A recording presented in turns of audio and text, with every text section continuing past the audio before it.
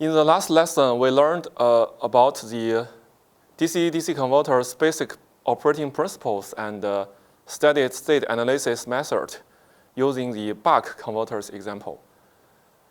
To facilitate better circuit design, we also need to have the large signal model for the DC-DC converters.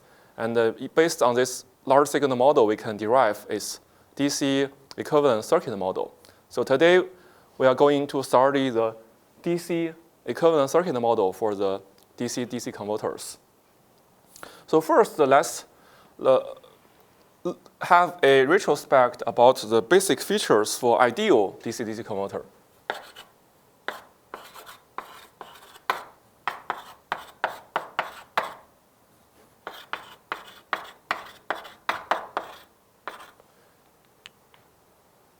So we can use a block diagram to represent this DC-DC converter.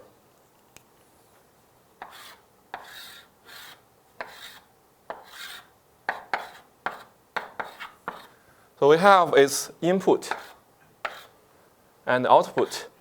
So this is like a two-port network, right? The input side is input voltage is marked as DC VG.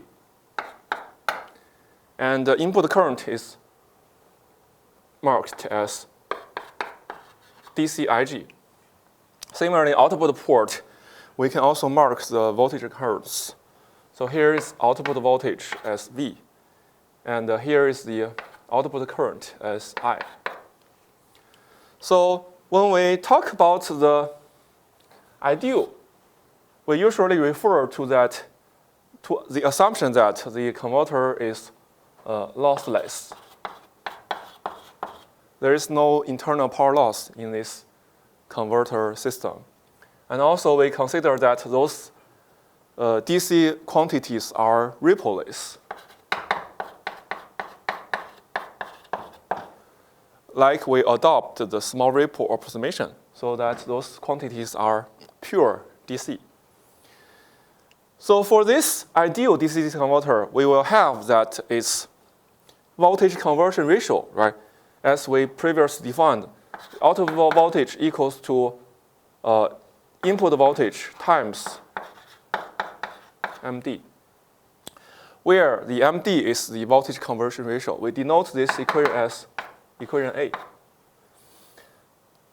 So correspondingly, in this block diagram, we can use an arrow to denote this voltage conversion ratio, which is a function of the duty cycle, right? And also, we know that for the steady-state operation,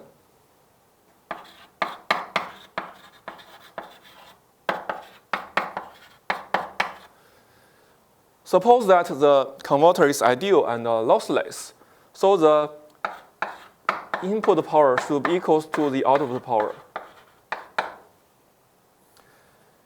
Since this is a rippleless DC system, we can express the input power and output power as the product of input voltage and input current. This equals to output power, which is the product of output voltage and output current. And we denote this equation as equation B. So those two equations describe the fundamental features of the DC-DC converter in the ideal case. And next, let's look at a very old concept we learned in the high school physics, which is the ideal AC to AC converter. We actually have a special name for it, which is transformer.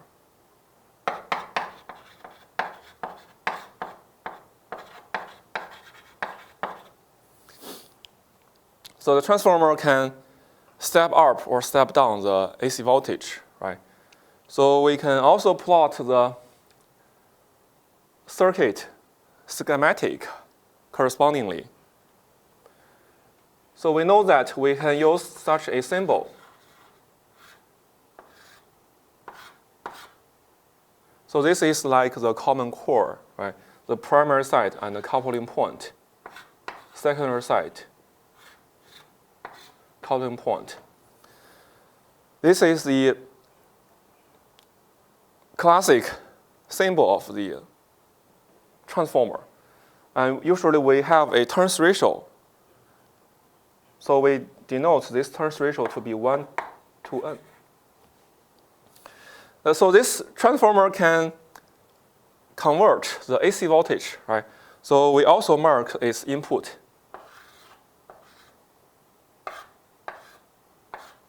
Input voltage, VP. VP, we use the capital letter, mainly means its amplitude.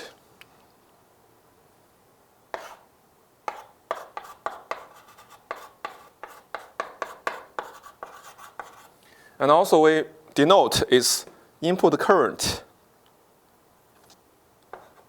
as IP. Also refer to the amplitude.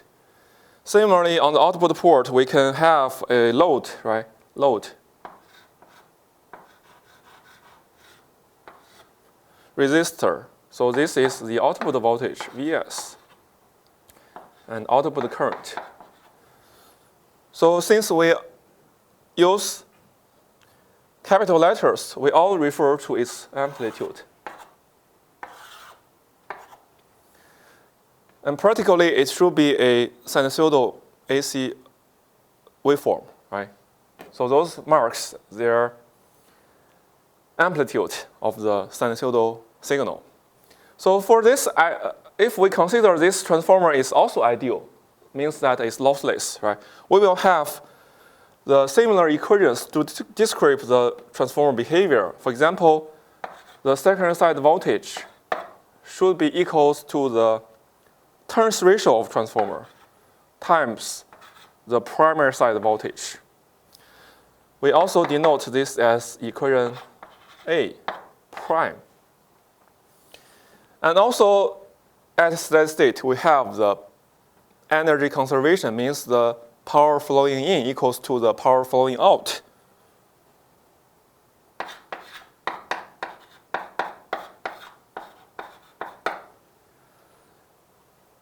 Correspondingly, we can derive that the product of voltage and current on primary side of current and voltage on the secondary side.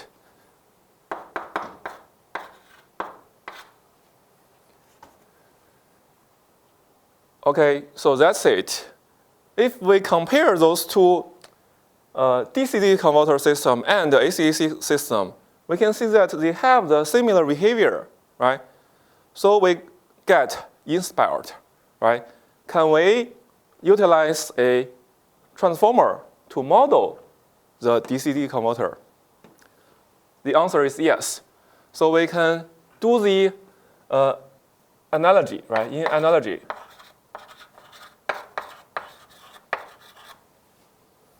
we can establish the DC transformer model.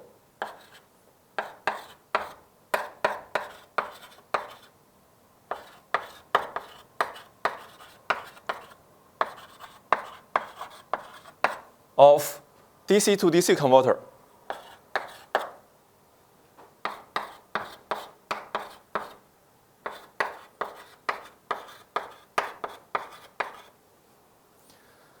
So we use a similar model, similar symbol as the AC transformer.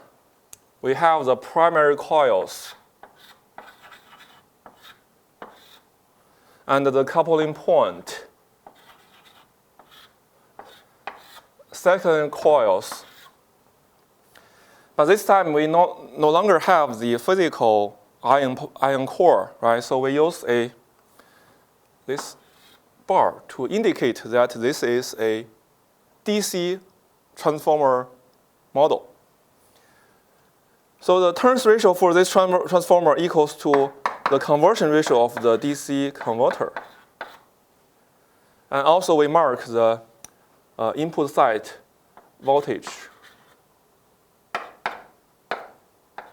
input side current, output side port voltage, and output side current.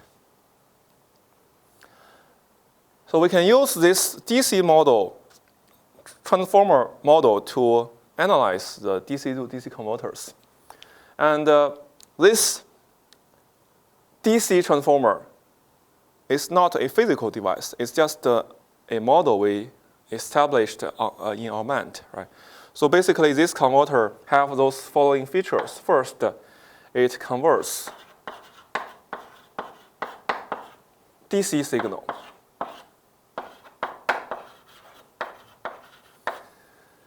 which is different from the AC transformer, right?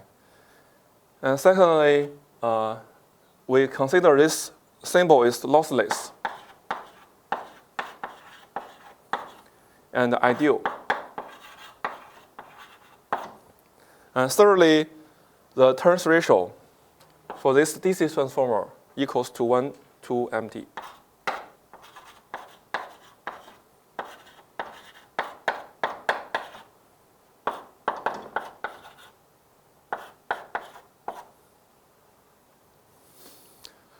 Okay, so in this subsection, we have introduced the ideal DC transformer model for DC-DC converters. So the DC transformer model can very straightforwardly reflect the DC input and output voltage and current relationships.